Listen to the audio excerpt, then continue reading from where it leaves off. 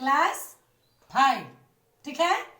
Class 5 Sanskrit पंचम पाठ सुभाषितानि, सुंदर वचन। आज हम लोग इस पाठ को पढ़ेंगे, इसके बाद इसका अर्थ हम लिखवाएंगे, ठीक है। ठीक है। वाणी रसवती यस्य यस्य श्रमवती क्रिया, लक्ष्मी दानवती यस्य सफलम तस्य जीवनम। कहते हैं कि जिसकी वाणी सुंदर है, वाणी का मतलब कि आकार नहीं, सुंदर बोलता है, मीठा बोलता है, सब लोगों से प्रेम से बोलता है, जो परिश्रम से कार्य करने वाला है, किसी भी कार्य को ऐसे ही जैसे तैसे नहीं, मेहनत करके उसको पूर्ण करने वाला है, जिसका धन का दान करता है, जो जिसके पास जो धन होता है वो गरीबों को या जो मुश्किल में है या परेशानी में है उनको दान करता है, उसका जीवन सफल होता है। अष्टादश पुराणेषु व्यासस्य वचन द्रुयम् परोपकार पुण्याय पापाय पर पीडनम। कहते हैं 18 पुराणों में वेद व्यास जी के 2 वचन जो हैं सबसे महत्वपूर्ण हैं। क्या है? दूसरों की भलाई करना सबसे बड़ा पुण्य है, और दूसरों को सताना, दूसरों को परेशान करना, दुखी करना सबसे बड़ा पाप है। कोई जरूरी नहीं है कि हम चोरी कर रहे हैं उसी को पाप कहते हैं।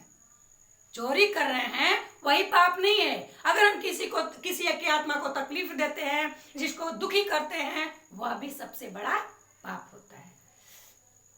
उत्सवे व्यसनेन चैव दुर्भिक्षे शत्रु संकटे राजद्वारे श्मशाने च स तिष्ठति बांधवा।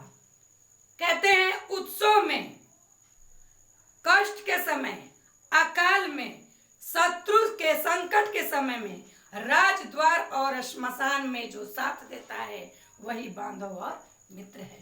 कहते हैं कि आज कलयुग में तो बहुत सारा यही देखा गया है कि जो परेशानी में है, जिसके पास धन है, दौलत है, सामर्थ्य है, वो अपने उमंग में, अपने घमंड में किनारे हैं, किंतु वह अगर मीठे वचनों से कहते भी हैं कि हम तुम्हारे बहुत बड़े शुभचिंतक हैं, बहुत तुम्हारे मित्र हैं, यह गलत है।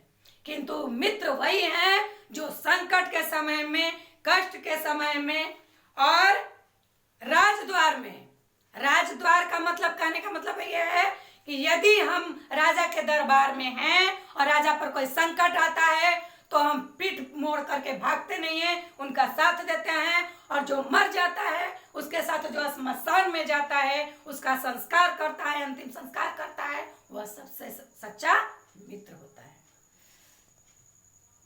उद्यमे सहतम धैर्य सबुद्धि शक्ति पराक्रम षडेति तत्र वर्तते तत्र देव सहायक। परिश्रम, साहस, धैर्य, बुद्धि, शक्ति और पराक्रम, ये 6 जहां रहते हैं वहां ईश्वर वास करते हैं। अर्थात जो, या कहते हैं जो ईश्वर की मर्जी होगी वही होगा। वो कायर पुरुष होते हैं, वो कायर पुरुष होते हैं। जो परिश्रम करता है, जो धैर्य से रहता है, उस जिसमें बुद्धि शक्ति होती है, वहां ईश्वर वास करते हैं। कहते हैं कि ईश्वर उसी की सहायता करता है जो प्रयत्नशील होता है, जो कार्य करने के लिए तत्पर होता है, कार्य करने के लिए आगे बढ़ता है, तो उसको शक्ति देने वाले ईश्वर होते हैं। किंतु हाथ बांध करके चुपचाप से हम बैठ गए, कोई कार्य न करें, तो उसमें ईश्वर सहायता नहीं करते हैं। ठीक है। अब इसका अर्थ हम लिखवाएंगे, शब्दार्थ लिखवाएंगे, ठीक है।